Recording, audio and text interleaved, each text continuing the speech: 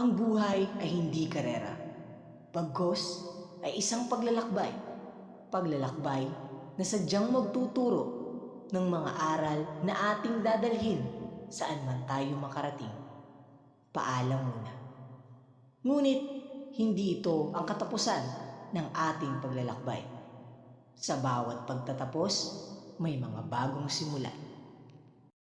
Namamaalam sandali, paalam muna. Hindi naman matatangging ako'y nasasaktan.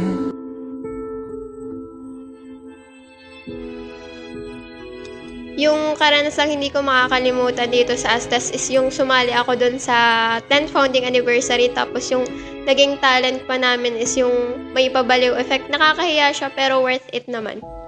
Yung isang bagay na hindi ko makakalimutan dito sa Astas is nung first week ko po dito, nagkaroon na po agad ako ng katungkulan na which is first time ko po magkaroon ng ganong katungkulan sa buong buhay ko po sa edukasyon. And first week po nun is meron agad pong event which is yung Buwan ng Wika, and napakahirap pong mag-lead that time, but yung advisor po namin sa club na yun is naniwala po na I can lead, and I'm so thankful po kasi naka-lead po ako that time.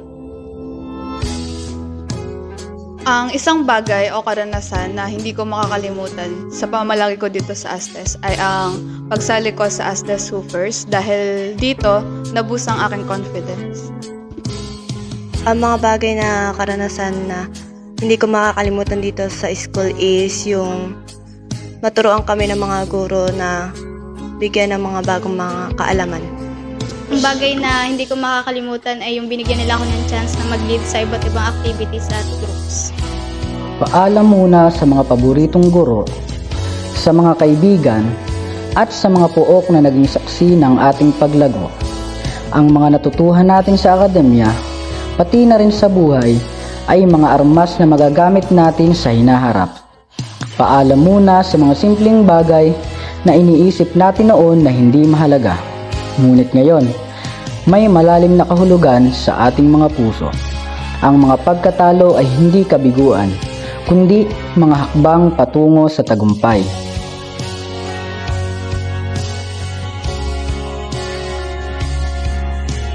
Ang mahalagang natutunan ko dito sa Astas ay dapat subukan mo lang subukan yung mga bagay na kinakatakutan mo or napapanghinaan ka ng loob, kasi dito matitest kung kaya mo pa, kung paano sa challenges na yun is malalampasan mo ba yun. Kasi itong Astas ay siya yung naging instrumento para subugin kung ano yung talentong meron ako. Para sa akin, yung mahalagang aral na natutunan ko dito sa Astas, sa loob ng 2 taon ay ang tinuro nila sa akin at tumatak din sa akin ay subukan mo hanggat merong nagtutulak sa yung mga tao, kasi maniwala ka sa kanila, may nakikita silang potential sa'yo. At kung hindi mo ito susubukan, ito ay posible bang mawala. So, kaya hanggat meron pang nagpupush sa'yo, subukan mo, kasi wala mangyayari din kung hindi mo susubukan. Tsaka mas may mangyayari pa kung susubukan mo ito. May mas magiging result pa ito. Kaya yun ang aral namin natutunan. Actually, marami akong natutunan ng mga aral dito sa Astes. Pero yung isang bagay na hindi ko makakalimutan is yung paglilid dito sa Astes. Kasi hindi naman siya bibigay sa'yo yung isang bagay or yung isang bagay na yun kung hindi mo kaya. And dito ko lang yung natutunan sa Astes. Kasi pagdating sa ibang school, pag sinabi mo na hindi mo kaya yung bagay na yun, hindi na talaga nila pinipilit. Pero dito sa Astes, pinipilit mo yun. Kasi hindi naman siya ibibigay sa'yo kung hindi mo talaga kaya yung bagay na yun. Paalam muna sa mga bagay na dati nating ikinakabahan o iniwasan. Sa ating pag-alis mula sa isang mahalagang yugto, dala natin ang mga simpleng aral na nagbukas sa ating mata, na hindi lahat ng tagumpay ay nasusukat sa material na bagay.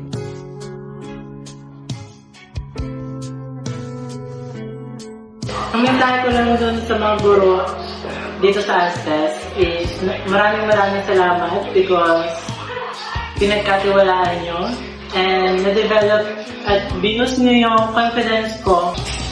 Ang mensahe ko para sa mga guro na naging guro ko dito at naging pangalawang magulang, maraming salamat kasi pinagkatiwalaan mo ko, yung kakayanan ko, tapos dun sa mga word of wisdom na binibigay niyo sa amin, maraming salamat kasi naging inspirasyon niyo siya para mas pabutihin namin yung ginagawa namin araw-araw.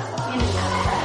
Para sa akin, mga guro, na naging pangalawang magulang ko dito sa Astes, maraming salamat po sa inyong dedikasyon at pagmamahal na ibinigay niyo sa akin, ganoon na din sa aking mga classes. Sa kabila po ng aming mga kakulitan, hindi po kayo napagod na turuan kami. Yun lamang po. At sa huli, ang buhay ay hindi tungkol sa mabilis na pagtakbo, kundi sa mga hakbang na magdadala sa atin sa mga lugar na may kabuluhan. Paalam muna sa mga araw na nagmamadali tayo, dahil sa bawat pagtatapos, mayroong bagong simula. At sa bawat simula, may isang bagong oportunidad na naghihintay. Ang ating kwento ay patuloy na isinusulat at ang hinaharap ay puno ng mga pagkakataon at aral na naghihintay sa atin.